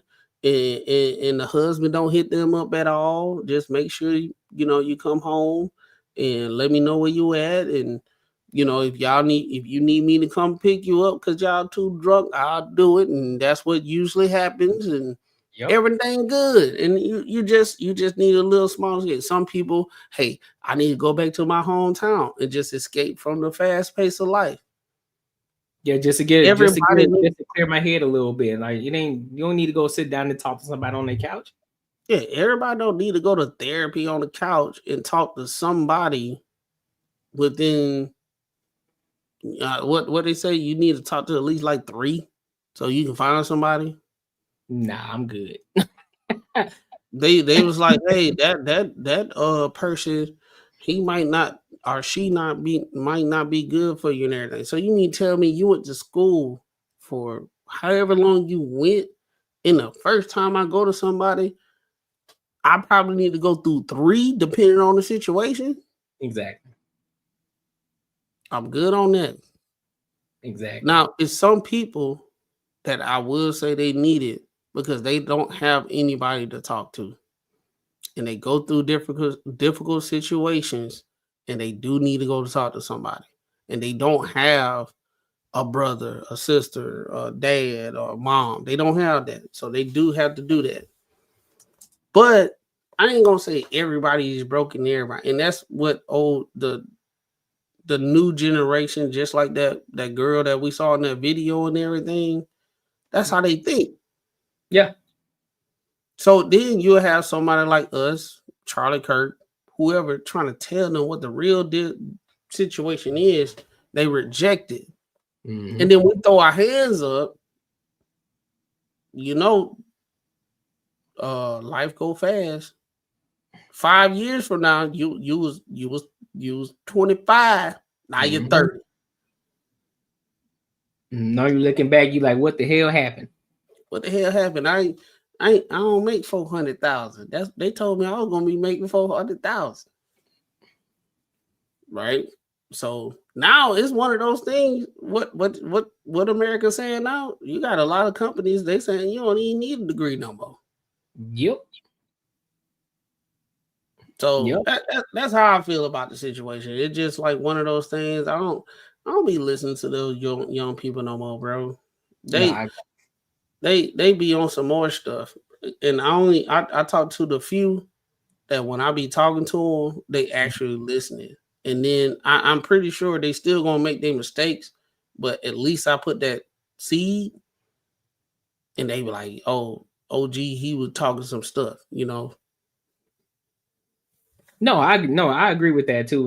And a lot of times, I think I've been fortunate enough to put myself in a position, and I'm still not even where I want to be, but I'm getting closer and closer by the day.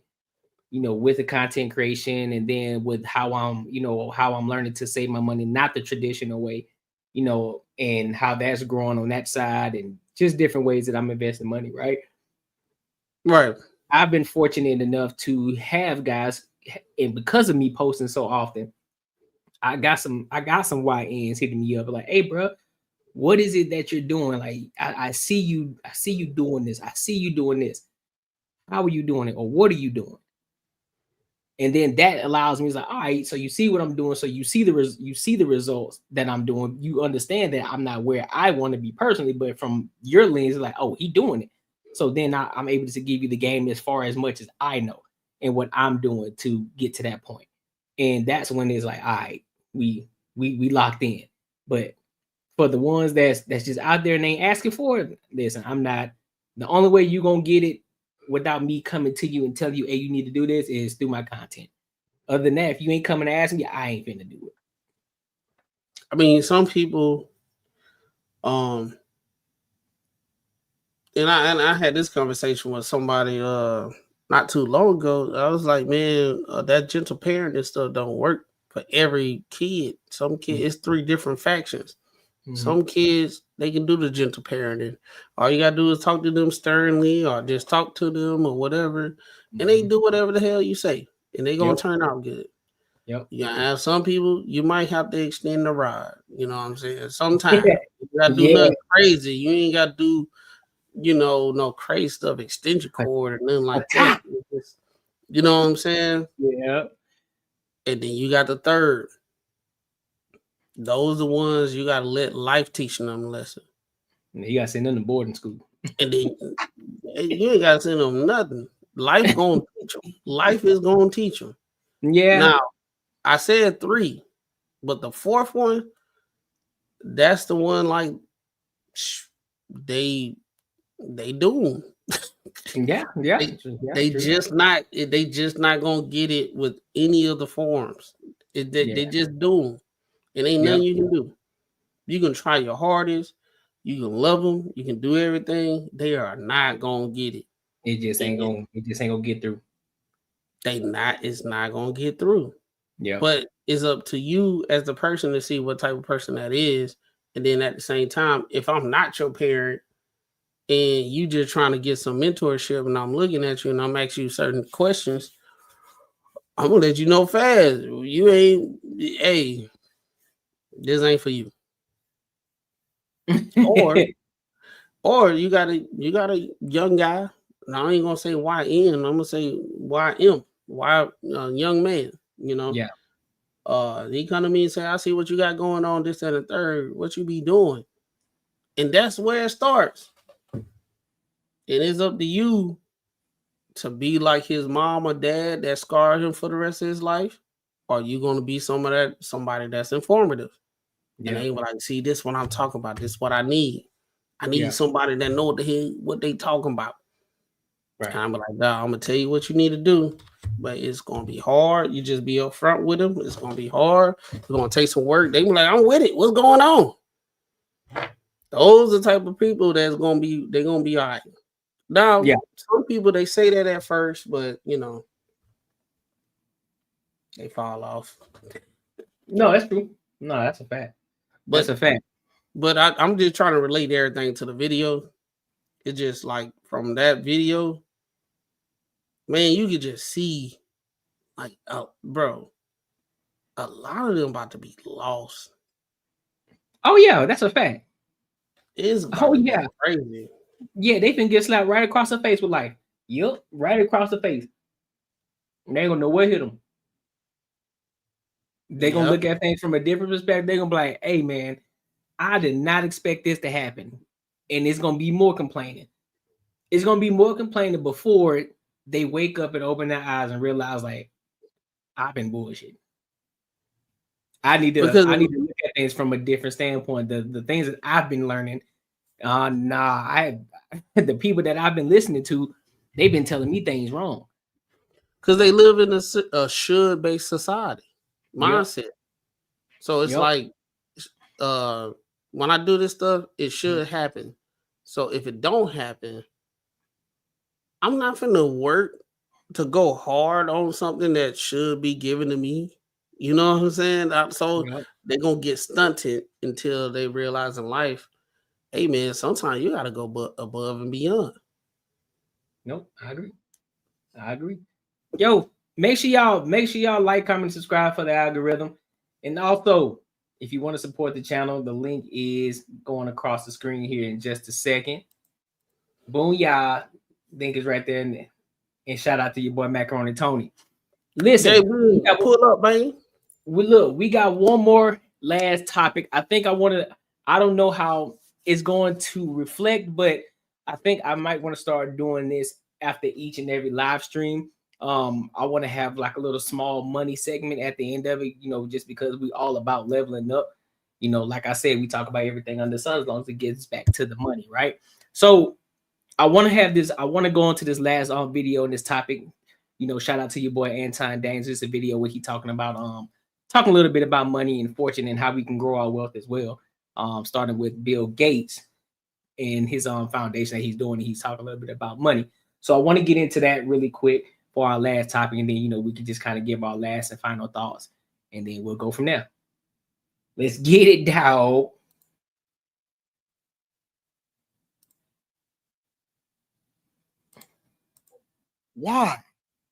Why are people like Warren Buffett, who is worth over $180 billion, but he worked all the way up until he was 94 years old, and he's already said that he wants to give away the majority of his money? How come he didn't give it away to his family? How come he didn't give it away to his kids? And then on a microscopic level, on a much smaller level, I look at how people fight over grandma's home. I remember that. I've seen people fight over a little bit of a pension or a little bit. I've seen people fight it'd be 6 people fighting over $50,000 that was left inside of a trash bag that great grandpa left over, and then they be ready to crash out. They divest themselves from the family. They get into whole fights with each other. Yep. They be willing to kill each other. Your medical bill be bigger than whatever it is that he left over. Yep. I've seen people fight over pennies. Nope. I've seen people be so obsessed with money to where they're able and willing to do anything for it. And so I'm always introspective. Okay, well, why didn't he leave his family billions? Why didn't they leave? Why did they only say, okay, well, you're going to get this, but we giving the rest away to the rest of the world, or we going to give it to the charity, or we going to make sure that we try to solve for malaria, or we going to try to solve for this, we're going to try to solve for infant death, or we're going to try to do whatever it is. I always want to know why, like super duper rich people, where do they get their satisfaction from? Because once you on this earth he's been on this earth for almost 70 years. Warren Buffett has been on this earth for almost a century. They've seen everything. Everything. They've seen everything. And so I'm always more introspective, like, dang, what is the meaning of life then? Was the meaning of life for a lot of us only to try to make as much money as possible? What is the meaning of life? What is the meaning of life? That's always what I'm trying to figure out.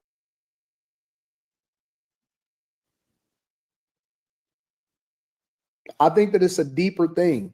We get caught up in the bullshit. We so easily distracted. Oh, he created mosquito, or he farming mosquitoes or whatever. I don't care about that. I'm trying to look at the bigger picture. I'm trying to see it from the 30,000 bird's eye view, and I'm trying to understand it differently. To an extent, Molly, we all play God. That's why I said that we was made in his image. That's why we wasn't supposed to eat from the tree of fruit and evil, to know the difference between good and evil. We all play God. That's why we have children, right? And then we mold them and we shape them and we teach them in our image, and we try to show them what it is that we do. We try to change our neighborhoods to what we think makes the most sense. We try to put people in office who we think makes the most sense. In a way, we are all playing God on a much, much smaller scale. Some of us don't have the power. Thank God. Some of us don't have the amount of power. Swear. And all of that. Chase and 10 says, AD, does money buy happiness? To an extent, yeah. And then I think you reach a threshold, or you reach a ceiling where you try to discover what more there is to life than just making money. That's why I'm in Springfield right now. I work hard, but then I want to go out there and I'm trying to figure out. Yeah, I agree. I'm going to pause right there for a second. I do agree that there is a certain threshold when it comes to the amount of money you make when it buys happiness, and to the point where it doesn't anymore. And I do believe that that number could be a subjective number, or it could be an objective number. For me personally, I think that when you look at life as a whole, when you talk about true happiness, in the way that I look at it is from the aspect of me being able to do, buy, go, and do wherever I want without ever having to look at a price tag or having to worry about money. If I wanted to buy $1 million home cash, I could. If I wanted to go buy a car, and I ain't talking about no raggedy shit. I'm talking about, example, 2025 Cadillac Escalade. I can go buy that cash if I wanted to. You know, when you get to that point of $50,000 a month, that's when I think it's like, all right, that's a threshold. It's like, all right, bet we at $50,000 a month. I can pretty much do whatever I want to do, when I want to do it, how I want to do it. But then I think once you get past that threshold, then I think there's a point. It's like, all right, I mean, I'm good at 50,000. I can continue to keep going. It could be a point where now I'm just playing the game. I'm really out here playing chess now. Like, all right, can I break this? Can I take this 50,000 to 100K? Let's see how fast I can do that. Let's see how quick I can make 100K in a month. I think that's when you start to get that passion for just doing the work and becoming even more innovative. So yeah, I do think it's a threshold as well when it comes to happiness. I do think money does buy happiness to a certain extent. to a certain threshold, and after that, it ain't even. It's like I bought everything. I can get anything I want. So I'm not excited about that anymore because I have it. Because everybody's taken care of. Kids will be taken care of. Homes is taken care of. Families taken care of. Everybody's good. What's up? What's up? Everybody's good. So that's how I look at it. What you think? Unless he macaroni. Yeah. Oh yeah. What you think about it? I listened to Will Smith the other day, and pretty much he was like, "All right, man, you got all your materialistic things out the way, your family good, you know, what now, right? Yeah. You know." And then I heard Anton, I heard other people say, "Oh, what's the difference from you making 5 million to 10 million? How your lifestyle changed?" It really doesn't change. You can afford everything you want after the materialistic things are out the way. What you want to do, and I think that's pretty much what the meaning of life within that person is different, but depending on their upbringing and what they want and all that type of stuff. But you know, I think it just depends on the person, man. Like once you got the materialistic stuff out the way, that's when you have time to really think about what you want to do. Sometimes you can be God's vehicle, or you can do whatever you want to do. Yeah. It's no purpose. You just do whatever you want to do. And usually you see the demise of those type of people. But you know, when you see people that's got everything and they got all these different what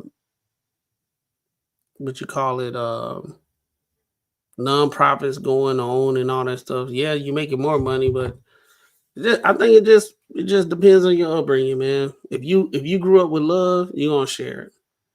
If you grew up with a lot of turmoil and all that type of stuff, and you get to the point where 5 to 10 million doesn't matter about your lifestyle, I think at the end of the day you're gonna mess it up.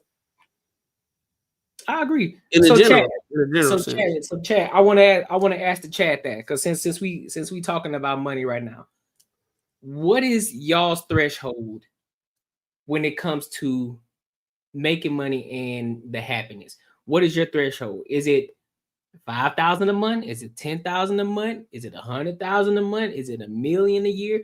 What is it? What is your threshold to where if you get to this specific number, then you are ecstatic, you are happy, you're good, you don't need to go further, you don't need to make no more as long as you continue to make that certain amount?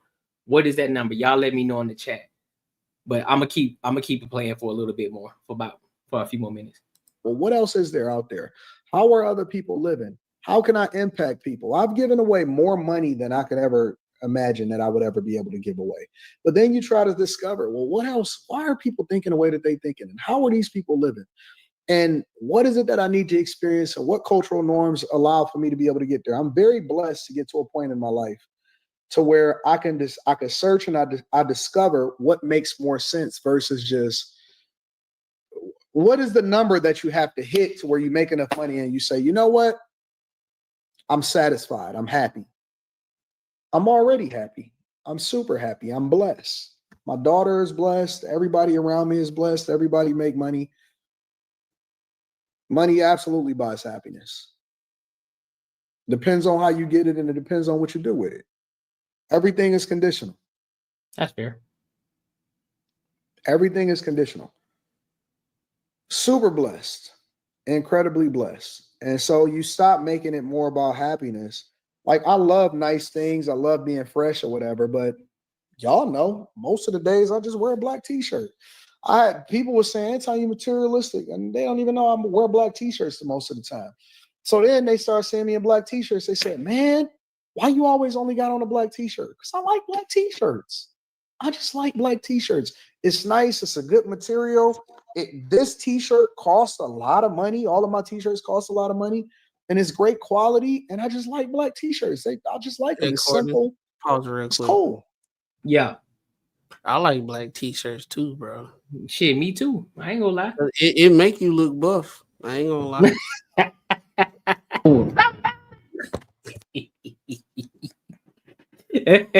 he said, make You you can be look the good. most out of shape person, bro. All you gotta do is put a black shirt on with a chain.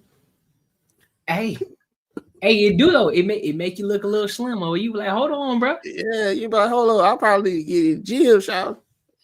like, hold on, look like I've Look, been in that before. just imagine when I get in the gym and have a black t-shirt on, man. I might need to have a lifestyle change. No, that's for real. Nah, that's true. That's true. I like the simple shit too, man. I don't like to overdo it sometimes, man. I really don't. Now, I will overdo it with my shoes though. So for those of y'all who know me, I do like my shoes. But everything else, simple. Simple. I am slowly gonna start getting into more suits though. I do want to start rocking more suits. Get some tailored ones. And I ain't talking about no bougie pasta suits. I'm talking about real deal, legit tailored suits. You know, nice press shirts. Pastor Just Taj, that Pastor Todd apparel. Yeah, we want that patent. He said that. For real though, I do want to get into some more suits though. You know what I'm saying? I think that'd be dope for me as well. Start getting into just from time to time. You know, some days I'm like, you know what? I want to throw on this slack and these slacks and this shirt. You know, with the ankles. You know what I'm saying? With my ankle showing a little bit. You feel me? With some nice loafers on and just step on them. You know what I'm talking about? Hey man, don't get no ankle bracelets or paint your nails. Don't do that. Nah, I ain't getting too far. Nah, I ain't getting no ankle or painting my nails. Dog. I wouldn't do no shit like that. Nah, you wouldn't catch me. You wouldn't catch me dead alive doing that shit. You wouldn't catch me with that. You would not catch me doing that. I'll joke around and say I'll do some shit like that, but I would never. I don't do no good. I was about to say it. Nah, I won't do it. Put it like that. I won't do it. I'm too much of a man to do some shit like that. You feel me? So, but yeah, other than that, I like to keep it simple. Simple, as long as my shoes. The only thing that I would care about, I was telling my brother this the other day. When I get to that point, and we are working towards it, right? The only way you're gonna be able to tell that I got money, I'm talking about real money. I ain't talking about just, you making good money. I'm talking about money. I'm talking about 40K a month type money. Is you're gonna see it on my wrist, which means my watch. It's gonna be my car. And that's pretty much it. That's the only way you're probably gonna be able to tell that I'm out here balling like that. If I ain't got none of that on at the time, you wouldn't know, because I'm gonna be rocking plain shit. Or you might be able to see the quality of my shirt. Like, damn, that shirt look expensive, and it look simple. But other than that, you won't be able to tell. You won't be able to tell nothing, because I'd be rocking just basic stuff for the most part. So that's how I look at it. I don't want to be doing too much out here in these streets, man. Plus, you got a lot of these YNs out here, man. Even crazy. So I don't want to bring no more attention to myself than I need to. I want to bring no more attention. But look, this was a dope one. This was a good show. Shout out to Anton Daniel. You know what I'm saying? He always giving game. Also, he's helped me out as well. Helped me go into the right direction, especially with content creation, as well as, putting my money in the right places so I can also grow my wealth also. And just get into a bag overall, man. And so each one teach one.